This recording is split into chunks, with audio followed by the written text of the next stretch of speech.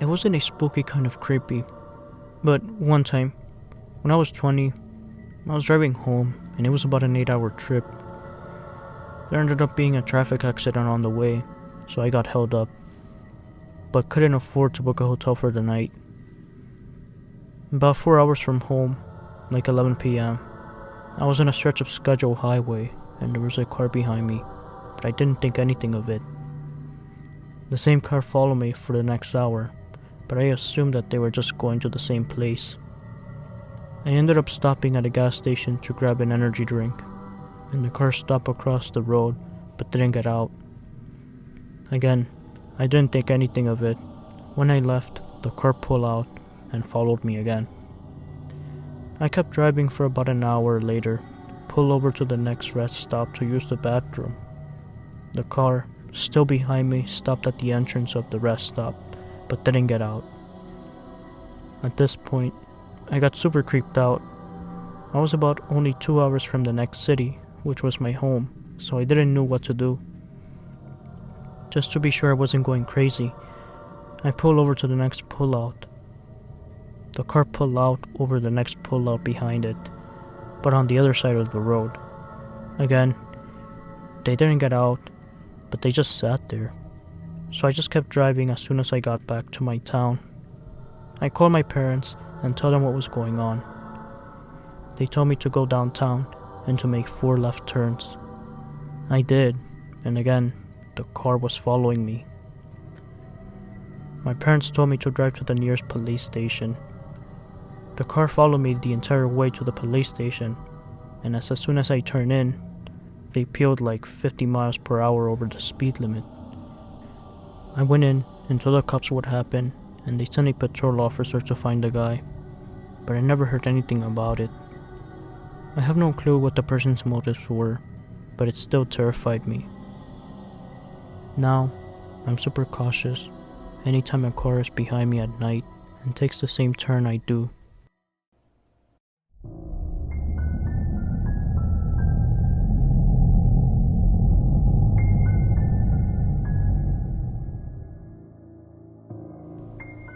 I live in the middle of nowhere, and I used to pick up hitchhikers constantly.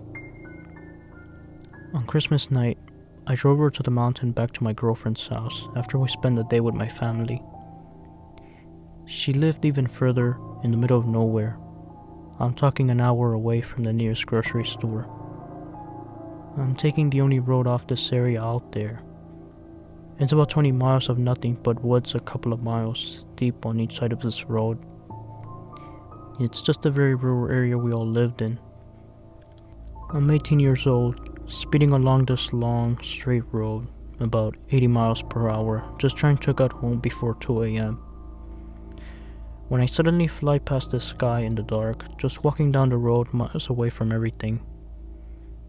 It was freezing out, and I wanted it to end Christmas doing something good, and not let someone freeze to death on our mountain. I draw on the brakes and back up. I asked the guy if he needed a ride. He was carrying a compound bow. I was thinking to myself, a bow at 1:30 a.m? Dude's a fucking poacher. But I can't back up now. I tell him to put it in the back of the truck and hop in. He sets his bow in the back and tells me he parked up ahead a couple of miles. The guy gets in and goes dead quiet. I mean, he doesn't speak a word. And as I said, I picked up strangers a lot back then, but never had one of them just sit in silence. And I ask him if he hangs out with his family for Christmas today, and he just mumbles, "No," and immediately goes back into silence. And at that point, I just wanted to get this guy out of my truck. I continued driving in silence for a couple of minutes, until he tells me to pull over at the turnoff up ahead. I pull off the side instead of pulling in completely just to be safe.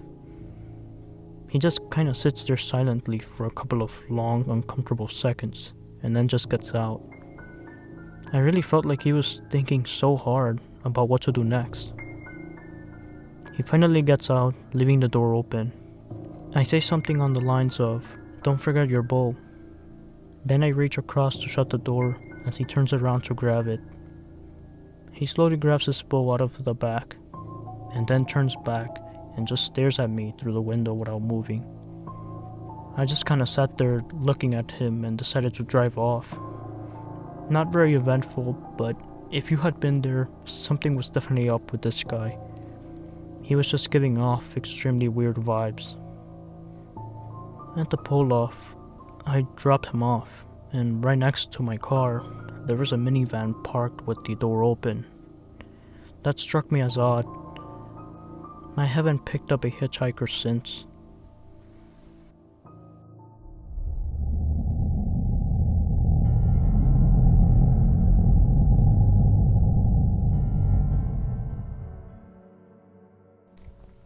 I was 17 and was new to driving.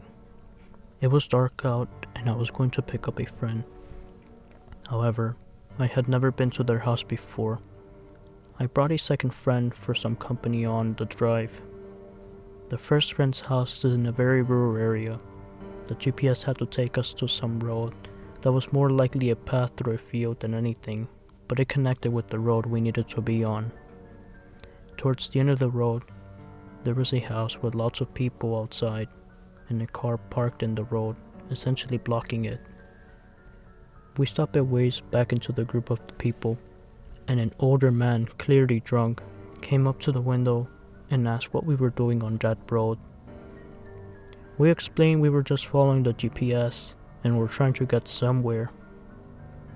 He said that the car should be moved in a minute and that there was a stop sign ahead on the other side of the barn where we could just turn into the road we needed to be.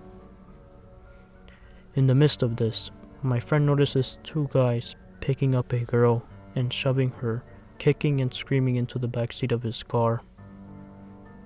My friend, being bold, wanted to know what was going on with that and tried to get out. I told her not to get out of the truck. Then, the car pulled off to the side and we slowly continued down to the road to the stop sign. We sat there for a minute to see if we would go right or left, and then boom, I get rear-ended by an SUV. I slipped the cab window open and yelled, "What the fuck?" A girl pokes her head out and goes, "That's what you get for showing up to my boyfriend's house unannounced." Then a man came up to my driver's window, screaming, and I just gunned it and we drove off. No service from then on. Nighttime. We stopped at a newer looking house with their lights on. It was an older couple and we explained what happened. They knew where my friend lived and drove there while we followed. I called the police once we got to my friend and had service. They came and took my info, then called a few days later to say that they went to the road we went on and the house we were near, but no one was there. I'm assuming a bunch of drunk idiots, but it was one of the scariest, oddest situations that happened to me.